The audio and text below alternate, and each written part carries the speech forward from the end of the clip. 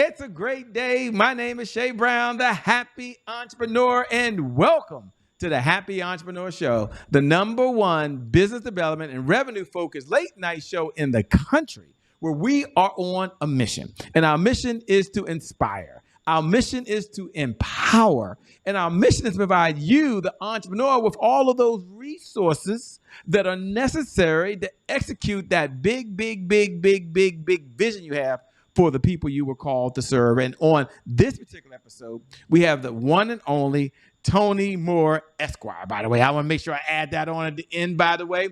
She's the one that you're going to find out is a wife. So that's pretty cool, although she has her own thing going on. She has two sons that she'll tell you about that maybe. She has that going on. She's an entrepreneur. Okay, that's pretty cool.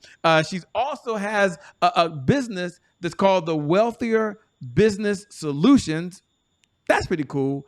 But then she also has something called the Legal Diva. That's Deeva that we're talking about. So it's a lot going on. So let me first welcome Toni to the show. What's going on, Toni Moore? You're someone I've known now for what, 8-9 years. Welcome to the show. Thanks for being here.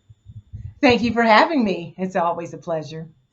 Philadelphia is in the building, ladies and gentlemen. That's where she's at right now, right? Aren't you in Philadelphia? Yes. She's in Philadelphia, the city of brotherly love. Okay, let me just get to it. Entrepreneurs today, the last thing we want to do, because I was guilty, as you know, is go bring like a legal agency aboard to either trademark what we have or even start getting our legal papers together for the day that we transition, all right? Let me start with the first question. Why do entrepreneurs like Shay Brown, with all these letters behind their name, why do we not pause and slow down to protect our assets? What I'm learning more and more is that when it comes to law, a lot of people have trauma. Like, let's keep it real. We're both African American. Law was not very nice to us. I mean, law and lawmakers, they pretty much defined as this chattel, 3/5 of the person, and then the law took our intellectual property. It took our relationships, it took our jobs, it allowed gentrification to take place. So when we're thinking about law, there's usually something inside of our soul it has trauma. I'm trying to change all of that because I just look at law as a thing that is a tool that you can use to protect yourself. It protects your business. It protects your money, your revenue, your assets. It even protects your legacy of wealth, right? But if you ignore law, I think of law also as a jealous mistress. So it's pretty much like when you ignore her rules, her moves, then she pretty much ignores you. You know, yes, we're afraid of doing it. But what's the number one benefit? It's going to sound so obvious, but I want them to hear your perspective on it. What's the number one benefit of going through this whole trademark process or protecting their assets? There's two parts, right? There's the business, but I want to focus on trademarking for just a moment, and then we'll move into assets, which is even more important. But when I own a business and I have what I think might be a brand, going through this process, and you've done it with us so long, and by the time it maybe comes to the other end, I might be on to something else. What's the number one benefit of at least starting the process so you get it right the first time? Obvious question, but it's so important. It's well, here's the thing, is that when you're a service provider or even a producer, I always look at a brand as like your thumbprint. It's like make your mark and you're monetizing your mark. But if you don't own your mark, then anyone can replicate the mark, right? And when you're thinking about brand protection, that's your business, your revenue, your assets, the name, and the dominion that you want to in the marketplace. People recognize us more for our names, and the name is a brand, and that's trademark law is the only thing that is going to protect the name of your brand. And if you're thinking like I always think about, like ultimately, you might want to sell your business. Well, your business needs assets and intellectual property. The thing that you own is something that can then be leveraged by other people's, licensed by other people. So, but if you don't own it, anybody can duplicate it. Anyone can duplicate it. And I want you to answer the question, where does this fight come from inside of Toni. Give us a little bit of the backstory, because not only do you fight for folks for their trademark, but you fight for folks to make sure they protect their assets. You fight for folks to make sure they get what's due to them under the law. And the reason I say that, I want them to know that you're a fighter. So, some folks compromise, some folks just go along, but that's not you. The reason I want y'all to know that, ladies and gentlemen, as you're listening, is that the Happy Entrepreneur Show wouldn't be here today without the one and only Toni Moore. She knew I was going to say that, but it's so true. We had a show, the Happy Entrepreneur Show. We won the trademark, which was pretty cool. But then, even though we won it through the Justice Department, there was a third party. I think I can say it now, Entrepreneur Magazine, and said, wait a minute, you can't have Entrepreneur. I was willing to give up. I said, well, I don't make any money off the Happy Entrepreneur. I enjoy it, but I don't want to. And Toni, to her credit, said, no. You've earned that name. You've earned the right. You've been using it. Don't let them just take it away from you. And so as a result of going through a process by having someone like Toni Moore, who I didn't want to do it, but because she's a fighter, she went and had the conversations, fought for our legal rights. And as a result, today, we now own the trademark, the Happy Entrepreneur Show with Shay Brown. We have the paperwork, and now we're back to broadcasting and being where we are now. So I want you to understand why she fights so hard for entrepreneurs, because it's not just for the money. So the question back to you before I got on that rant is, where does this passion of yours come from deep in your heart to fight for entrepreneurs and to fight for people to make sure they protect their assets? Yes. So I came from the Brokeville. My mom was in poverty. She came from Brokeville, and didn't inherit wealth. I inherited her trauma, her poverty, her positioning. But I also know one of the things, I just hated bullies. Like, my mom was bullied. She's bullied by her family. She's bullied by her husband. She's bullied by life as a woman in poverty who had limited education. And I, was sitting on the sidelines watching my mom be bullied. And I'm like, Mom, you got to stand up for yourself. Mom, you got to do this. Mom, you got to do that. Most people are not listening to their daughters, at 9 years old, 10, 11. But what I didn't know was she didn't appreciate prophetically. And I worked in children's ministry for like over 16 years. We already are who we are. Now, as a young 9, 10, 11-year-old, like, don't let this happen to you. I was in the immature soul, but that's who I am. I hate bullies. I hate anyone that takes away from a person's opportunity to have that life, liberty, and the pursuit of happiness. And I don't know anyone who can have happiness without wealth. And most of us didn't come from wealth. But when we have this intellectual property, this idea of having the happy entrepreneur such as yourself, then you know what? I'm like, no one's just going to take it without a fight. I even tell my kids, you got to fight for yourself. You got to fight for your positioning, your possibilities, because if you don't, then guess what? Someone else is going to pretty much take your lunch money and your legacy money. But when you know in your soul and your knower that this is yours, and there's like, you got to fight for it, because if you don't, guess what? You don't get what you want. You don't get what you desire, but you surely get what you fight for. You got to fight for it. Ladies and gentlemen, you might be wondering, where can you connect with the one and only Toni Moore? You can go over to Legal Diva. Is that right? Is it The Legal Diva or Legal Diva? Either way, but The Legal Diva, I took it all. I took ownership of all of it. The Legal Diva, DEEVA.com. If you want to say, hey, what are some things that she do? Don't worry. I'm going to ask her now about protecting assets. I'm going to ask her now about making sure that you have a trust in place and a will in place. And I'm going to ask her those questions because that's very important. Someone now that's taking care of his mom. I'm a caregiver. Mother 75. It's so important.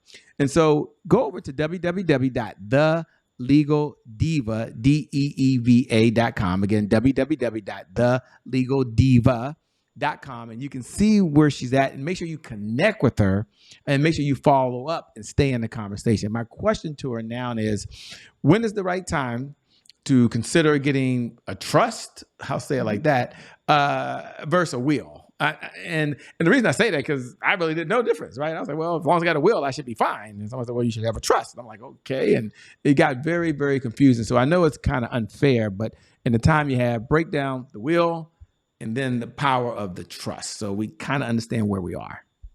Absolutely. So when I break it down, right, everyone everyone pretty much needs a will, because a will is a written directive of identifying who your beneficiaries are, who your children are, who your loved ones are, where you want to be buried. If you have a business, if you have property such as a car, if you have things with regards to real estate, everything with your name on it that needs to be transferred, that will give you the directive, right? It gives your individuals a directive of what they need to do next. A trust is really, I always look at it like a big huge bag. It's an entity. It's a trust is an agreement that says you are an individual. It's not contingent upon your death. A will is based on, this is the directive. If I pass away, this is what you get, um but in whatever you gift through the will, it usually has to be transferred within a year of your death. Whereas with a trust, you can create it, and you identify as the, you have an idea that, hey, I'm a grantor, and I'm going to, I settle in my mind. So you're a settler, and you're saying, I don't necessarily trust anybody to get the house and the car. Or you might have a second marriage, or you may have children, or you may have grandchildren, or you may have loved ones, or you may have a loved one who is a same sex, right? And if you don't have a will, then your family members, if you're not married to that loved one, they can be like, oh, they wasn't married, they were boyfriend and girlfriends, they get nothing. But when you think about legacy and long term, you have an agreement in place, and you're like, these are my beneficiaries, this is the property, and this is what I want to do. Now, as an individual, you do whatever you want with your trust, because it's an agreement between yourself and your legacy of what you're going to build up. It's going to be a bank account. It's going to be universal life insurance. It's going to be all of these things. So you identify that as well. But unlike a will, guess what? Your people will only benefit it based on your plan. If you say, well, my sons can get it at 50 years old, or my grandchildren can get any of the monies that I set aside in their trust sub account when they go to college. Or if you want to have normalized trust fund babies, or you want to give something to your parent, but you don't want it to have it outright. It's like to make them feel comfortable in their older age. That way they don't have to worry about Medicaid or governmental entities taking their assets, taking their money. So I like a trust because it's not contingent upon your death.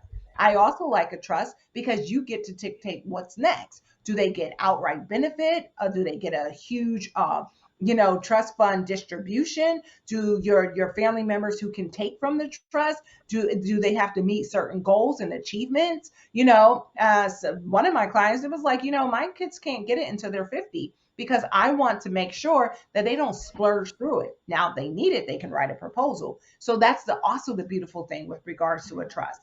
And if you ever get sick, then the trust, you name a successor trustee during, while you are in good mind, body, and spirit. And there's so many different ways that you can play around with it. But I like talking about trust because it's not contingent upon your death. And unlike a durable power of attorney, it's not even contingent upon whether or not you lose your, mens rea or your sickness or something like that. It's something that you can literally control, own nothing, and control everything just by the power of your pen and the mindset of having strategic moves with regards to your assets. So I can go on and on about trust funds and wills and stuff because that's just what I do. As I understand, there's three distinct areas you're talking about here. You're talking about one as a business. There's a trademark for some folks that makes sense, or something that's registered. And maybe we'll talk about the difference between trademark and registered. Then there is the will. When you leave here, what is to transpire? And then there is the trust. Would you recommend for our entrepreneurs, the people who are dualpreneurs, because Toni, probably a good part of our audience is watching right now. Some of these folks are dualpreneurs. They get up every single day. They work a full-time job. They take care of their family. They take care of their loved ones. They're active in the community or other organizations, and they run a business, right? So would you recommend only for entrepreneurs that are doing this full time to have that trust to protect themselves? Or would you take a look at someone that maybe works a 9 to 5? They've got their 401k, they've got money in a retirement, and they've got maybe own a home or not own a home, but they're like, that's really for the entrepreneurs, it's not for me. Talk about the difference between the two, if that makes sense. That's the question. Oh, that totally makes sense. So, So what I don't talk about is employee benefits, and that's one of the things that I do very well. So when you're someone who is a dualpreneur, but you don't have assets, and most of your assets, you don't have any intellectual property. Maybe you don't have a house. Maybe you do have a car, but you have children who are minor children, and we never know the day or the hour when we pass away. Like when I do probates in Pennsylvania, New Jersey, guess what? I do it for young people as well as for old people, and you never know. So when you have minor children, then you don't want them to inherit everything that you have created at the age of 18. I don't know about you, but when I was 18, I was not very mature at all. That money burned through, right? So those individuals who have minor children, or you have a special need person, then you will need a trust, because now you can entrust the money to someone else. You're not trusting your minor children, or if you have children like with regards to Marie Presley. She had an ex-husband and she had minor children and grown children. Well, she didn't necessarily trust her ex-husband to take the money that she had set aside for the legacy. So she put her money in a trust and she named her children as beneficiaries. So that's where that will come into play, right?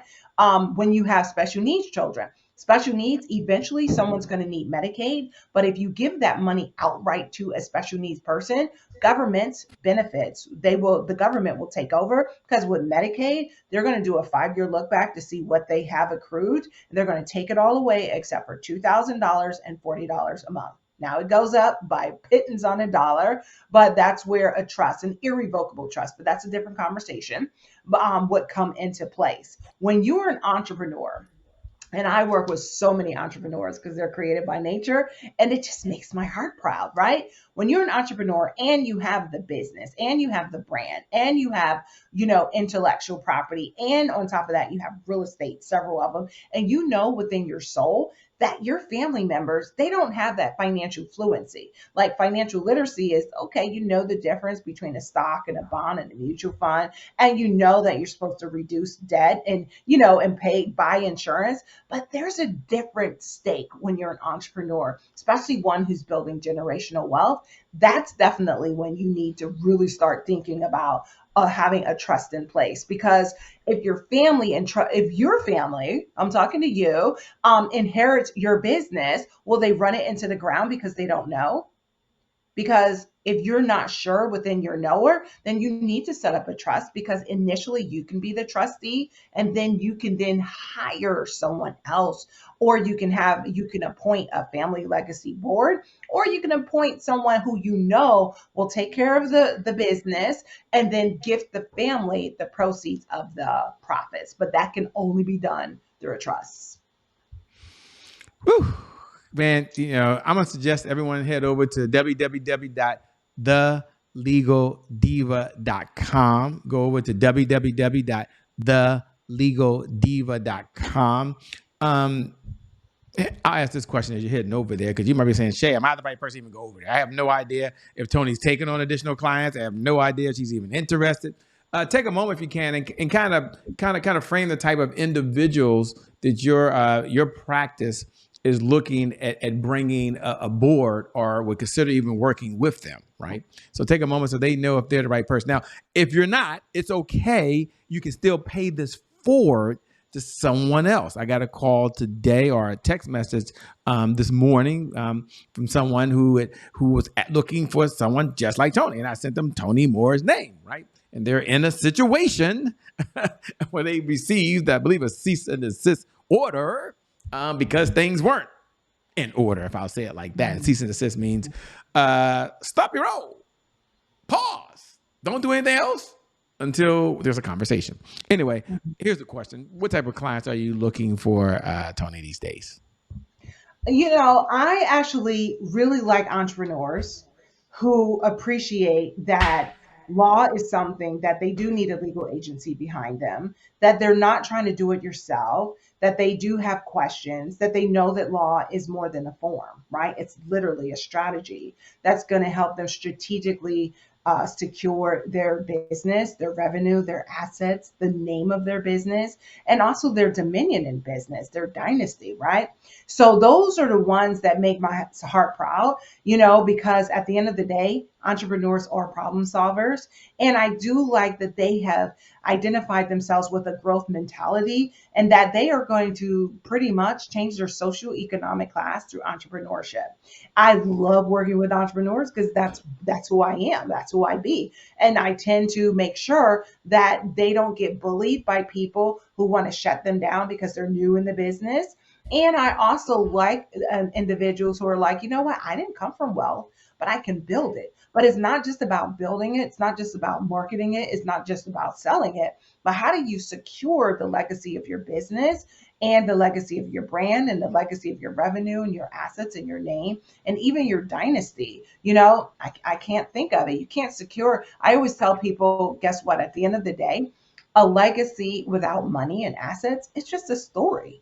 But if you really understand and appreciate that if you didn't come from wealth, that you're building wealth through entrepreneurship, then you have to understand and appreciate that law is much like a jealous mistress. And she requires you to appreciate her rules and know her moves. Or guess what? Your assets will get screwed. Period. I love it. As folks are listening, they can head over to www.thelegaldiva.com. Again, www.thelegaldiva.com. They might be thinking, man, Toni has it all together. Was there a mentor? Was there someone along your journey that maybe shared something with you, Toni, that you can share with the audience? So we may never meet your mentor, may never know the person, but they've taught you something that you held near and dear to your heart, and as a result, now you're going to share it with the community at the Happy Entrepreneur Show. What was the lesson? Well, yeah. Thank you so much. I mean, having like amazing clients who pretty much broke through their own legacy of poverty to prosperity, just seeing that really helped me out. I had a godmom. She always was like cheering for me and just watching her life, was good. But even when I'm working with different coaches, but one of the coaches who irritated the mess out of me, okay, because it just rattled probably the scarcity inside of me. But eventually, what I realized through her and her teaching and was that it wasn't about what I was running away from. Because I always told people what I didn't want. I don't want to be broke. I don't want to be a baby's mom. I don't want to be on welfare. I don't want to be anything that my mom was fearful that I would become. But when I really allowed myself to be like, Tone, you always get what you focus on. That's essentially what she has pretty much told her whole tribe, and so to speak. And I stopped focusing on what I feared and I started focusing on what I wanted to see. See, I'm a dreamer as well. And what I realized was that dreams are like talisman, right? It's literally like the divine. He put something inside of us to remind us what he spoke over us. So when I started to appreciate the dreams, when I started to appreciate I always got what I focus on, I stopped fearing that, scarcity was going to come out or the imposter syndrome was going to come out. And I really wanted to be kind of like the legal version of Suze Orman. And I was like, dude, what's stopping you from just sharing your knowledge and your information so that people can stop running from the law and they start embracing it so that they can leverage it for their own business and their own brand and their own legacy. So when I started doing that, I felt so much good. It just felt like this is who I'm supposed to be. Thank you so much for sharing, by the way. I love it. You're so authentic. You have a heart to give and a heart to serve for sure.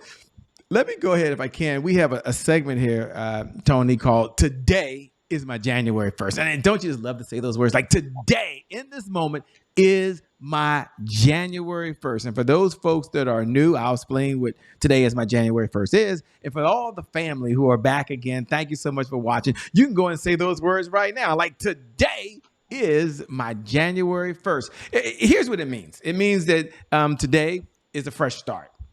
It's a do over. It's our past no longer equals our future. That we don't have to wait till 11:59 p.m. on the back of a napkin to start saying, let me get going. We can make it happen now. So today, right now, is your January 1st.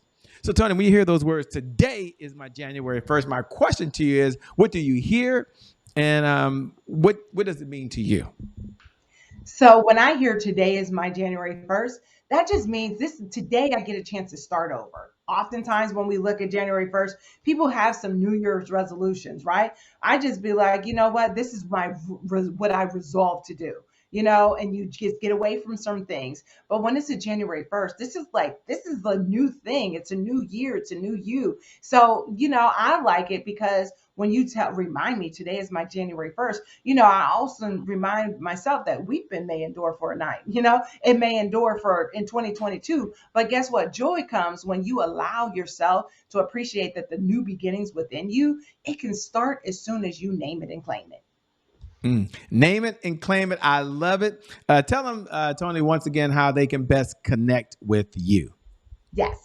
So, y'all, you can definitely connect with me. Just go to thelegaldeva.com. That's thelegaldeva.com.